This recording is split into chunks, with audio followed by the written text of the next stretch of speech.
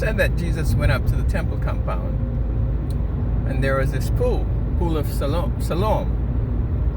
And there's let me give you a little backdrop for those of you who don't know. So it said that at a certain time of the year,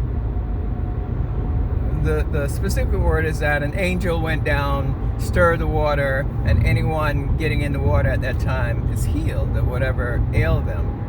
And so Jesus walked up there, and there's a crowd of people. There's this one man in the back. Jesus walked up to him and said, "Do you want to be made whole? Do you want to be healed?" And like so many things in the Bible, we know a surface understanding of it, and later in life we might get a deeper understanding. And so it's the same thing with that, that story. Now, someone would dare to think, "Jesus, are you crazy? Why would you walk up to somebody, around that pool? It's a pool of healing, right? You can tell that the man is severely handicapped. Why would you ask that man, does he want to does he want to be healed?" See, on the surface, it just seems ridiculous. Of course the man want to be healed. Why do you think he's there? Well, again, on the surface, you would think that would be natural, a normal thought. And so I'm dealing with some folks, and I'm just thinking about them today. And I'm thinking change is something that you've got to want. If people don't want to be changed, no matter what you do, you can, what they say, you can take the boy out of the country, but you can't take the country out of the boy. Yeah. If they don't want to be changed, no matter what you do, you think of some of these people down some of these homeless folks, and some of them don't want to go to the shelter. They stay away from the shelter for whatever reason. Yeah. They don't have to be outside. They could be sheltered. But, there are conditions in the shelters that they don't want to. And so it's the same thing with folks. And it's the same thing with folks and their relationship to Jesus Christ. I'm looking at some folks, and I know, I've done some things out of goodness of my heart, trying to help people, help them to see, to understand, fulfill some needs and some things that they say they have, right? With the intent that if you improve people's condition, then they will drift towards positivity. But no, if people don't want to change, they're not going to change. Jesus asked a true question, and he's asking the same question to folks today. Do you want to be made whole?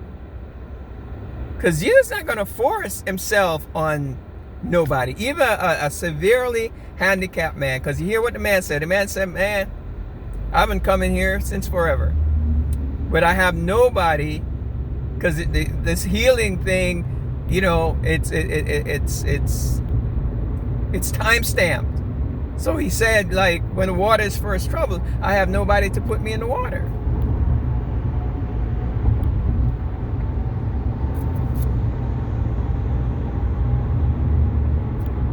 So if you have nobody to put you in the water, why do you keep coming? Right? So that's what makes Jesus' question sensible. Like, why do you keep coming then? Because there's a lot of folks, they go to church every Sunday. Why do you keep going to church if you're not going to let the preaching change your life? Dude, why do you keep coming up here? Or how do you get up here to begin with? Whoever brought you up here, couldn't you just beg them one time to take you all the way down? Stay with you until the water move and take you all the way down? Why do you keep coming?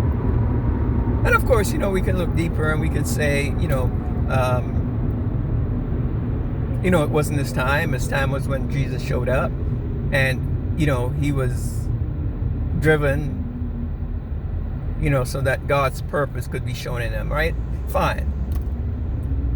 But on the surface, you look at it, and there are so many people like that today. They're spiritually crippled. They keep going to church. They keep listening to sermon. They keep talking to Christian folks. They keep listening to gospel songs. They keep doing all that stuff. And yet no change.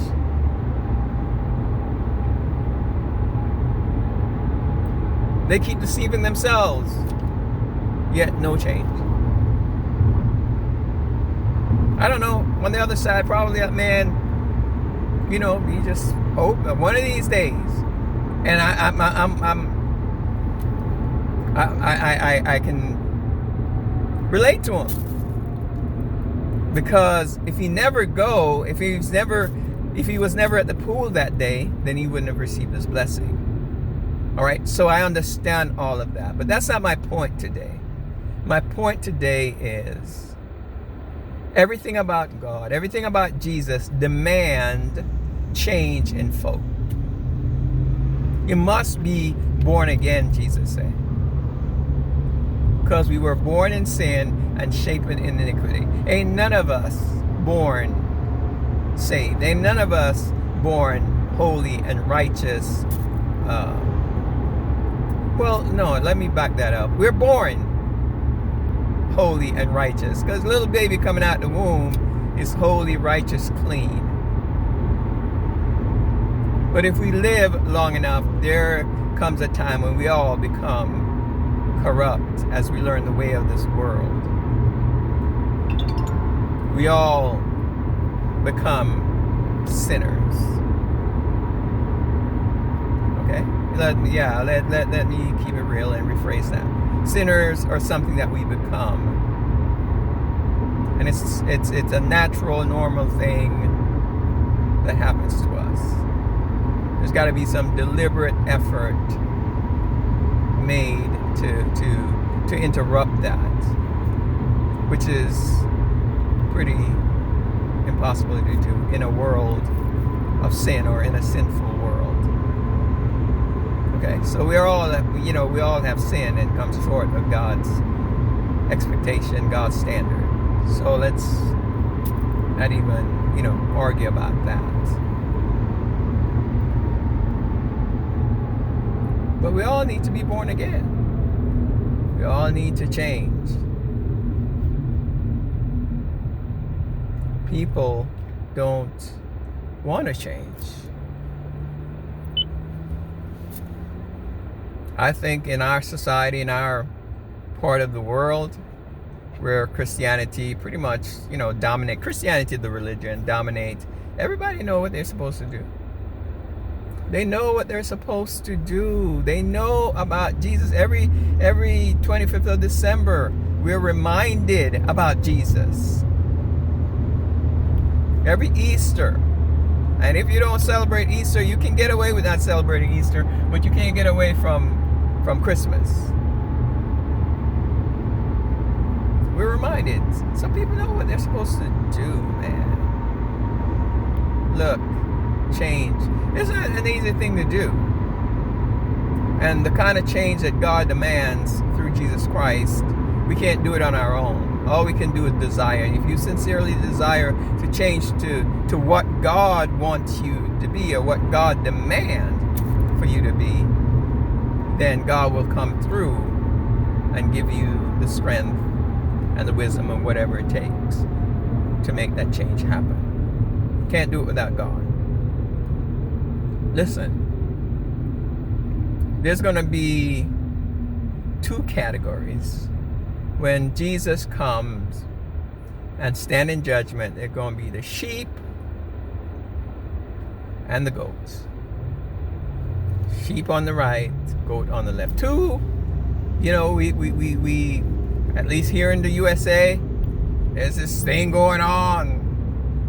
Gender affirmation, gender this, gender that, gender whatever. People born one thing and want to be something else.